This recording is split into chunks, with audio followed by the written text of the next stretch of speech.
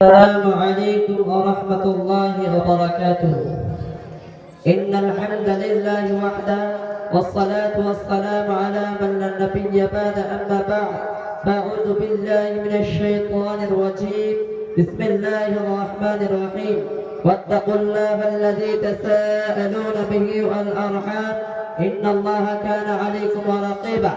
وقال النبي صلى الله عليه وسلم من كان يؤمن بالله واليوم الآخر فليصل رحمه. মাননীয় আজকের সভার সভাপতি মহাশয় ও বিচারক মণ্ডলী ও অতিথিবৃন্দ ও অত্র মাদ্রাসার ছাত্রছাত্রীগণ, আজকের প্রতিযোগিতায় যে বিষয়টি নিয়ে আলোকপাত করতে চলেছি তা হলো ইসলামে আত্মীয়তার বিধান। শ্রদ্ধেয় উপস্থিতি, আমাদের সর্বপ্রথম জানতে হবে আত্মীয় কাকে বলা হয় এবং কারা। আত্মীয়কে আরবি ভাষায় রাহিম বলা হয়, আর আত্মীয় হলো ওই সমস্ত ব্যক্তিবর্গ যাদের সাথে রক্তের সম্পর্ক আছে। এবারে জানবো যাদের সাথে রক্তের সম্পর্ক আছে তারা কারা। এই ব্যাপারে দুটি পক্ষ আছে। নাম্বার 1 পিতার পক্ষ, নাম্বার 2 মায়ের পক্ষ। নাম্বার 1 পিতার পক্ষের আত্মীয় হলো যেমন পিতা, মাতা, ভাই, বোন, দাদা, দাদি, ফুফু, চাচা, চাচি ইত্যাদি। মায়ের পক্ষের আত্মীয় হলো যেমন নানা, নানি, মামা, খালা ও তার সন্তান সন্ততি। উল্লেখিত দুটি পক্ষের আত্মীয়ের মধ্যে পিতার আত্মীয় হলো শীর্ষস্থানের আত্মীয়। শ্রদ্ধেয় শ্রোতা মণ্ডলী, কোরআনে সতর্কতা নির্দেশ হচ্ছে আত্মীয় স্বজনের সঙ্গে সুসম্পর্ক বজায় রাখা। যেমন আল্লাহ তাআলা সমস্ত আত্মীয়দের সঙ্গে সুসম্পর্ক রাখার নির্দেশ দিয়েছেন। মহান আল্লাহ তাআলা সূরা নিসা পারা নম্বর 4 সূরা নম্বর 4 আয়াত নম্বর 1 এর মধ্যে বলেন ওয়াত্তাকুল্লাহাল্লাযী তাসাআলুনা বিহি ওয়াল আরহাম ইন্নাল্লাহা কানা আলাইকুম রাকিবা। তোমরা সেই আল্লাহকে ভয় করো যার নামে তোমরা পরস্পরের নিকট হকে থাকো এবং আত্মীয়তা ছিন্ন করাকে ভয় করো। ইন্নাল্লাহা কানা আলাইকুম রাকিবা। নিশ্চয়ই আল্লাহ তাআলা তোমাদের উপর তীক্ষ্ণ দৃষ্টি রাখেন। এই আয়াতে আল্লাহ তাআলা আত্মীয়তা রক্ষার বড় তাকিদ করেছেন। ইসলামের দৃষ্টিতে আত্মীয়তার সম্পর্ক বজায় রাখা একটি গুরুত্বপূর্ণ ইবাদত যা আমরা অনেকেই জানি না। যেমন নামাজ, রোজা হলো ফরজ ইবাদত, স্বেচ্ছায় ত্যাগ করা কাবিরা গুনাহ।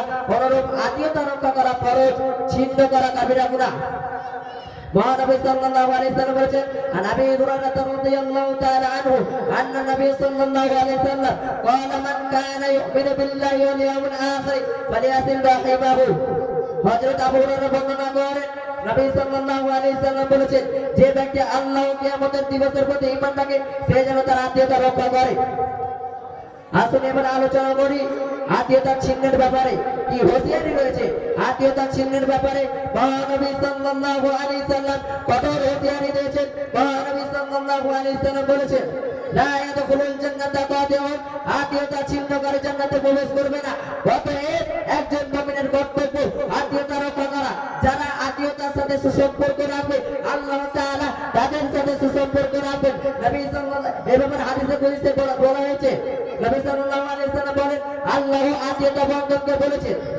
قال الله تعالى من وصلك وصلته ومن قطعك قطعته। যে তোমার সাথে সুসম্পর্ক রাখবে আমি আল্লাহ তার সাথে সুসম্পর্ক রাখবো, আর যে তোমার সাথে সুসম্পর্ক ছিন্ন করবে আমি আল্লাহ তার সাথে সম্পর্ক ছিন্ন করব। উল্লেখিত হাদিসের আলোকে বলা যেতে পারে যে বর্তমানে আল্লাহর সাথে আমাদের সুসম্পর্ক নেই বলে চলে, কারণ পিতামাতার সাথে নেই আমাদের সুসম্পর্ক। ভাইদের মধ্যে বৃদ্ধি পাচ্ছে শত্রুতা, দাদা ও চাচাদের মধ্যে চলছে রেষারেষি, বড় প্রয়োজন আমাদের মাথায় বোঝা হয়ে দাঁড়িয়েছে। একে অপরের সাথে নেই ভালোবাসা, নেই অন্তরঙ্গ। এই অবস্থায় আমাদের পরস্পরের সঙ্গে আত্মীয়তার সম্পর্ক বজায় রাখা এবারই দায়িত্ব। মহানবী সাল্লাল্লাহু আলাইহি ওয়াসাল্লাম বলেছেন, মান সাররাহু আইয়ুসাতানাহু ফি রিজকিহি ওয়া আইয়ুসালাহু ফি আসারিহি ফালিয়াসির রাহিমাহু। যে ব্যক্তি তার রিজিক প্রশস্ত করতে চায়, যে ব্যক্তি তার রিজিক প্রশস্ত করতে চায় ও আয় বৃদ্ধি করতে চায় সে যেন তার আত্মীয়তা রক্ষা করে। শ্রদ্ধেয় শ্রোতা মণ্ডলী, এবারে আমরা জানবো আত্মীয়তা কিভাবে রক্ষা করব। আত্মীয়তা রক্ষা করাকে যদি ইবাদতের চেতনা নিয়ে যায় তবে আমাদের জন্য আত্মীয়তা রক্ষা করা খুব সহজ হয়ে যাবে।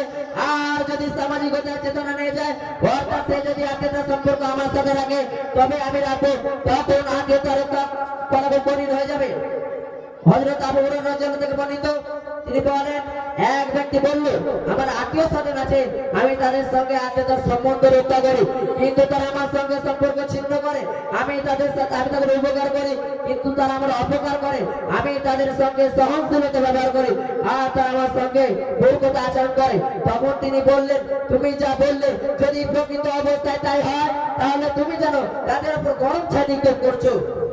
সর্বদা তোমার সঙ্গে আল্লাহর তরফ থেকে তাদের বিপক্ষে একজন সাহায্যকারী ফেরেশতা থাকবে, যতক্ষণ তুমি এই অবস্থায় বহাল থাকবে।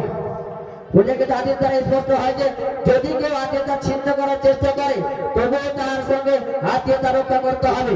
হযরত উকবা বিন আমির রাদিয়াল্লাহু তাআলা বর্ণিত তিনি বলেন, রাসূল সাল্লাল্লাহু আলাইহি সাল্লামকে জিজ্ঞাসা করা হলো, সর্বশ্রেষ্ঠ আমল কি?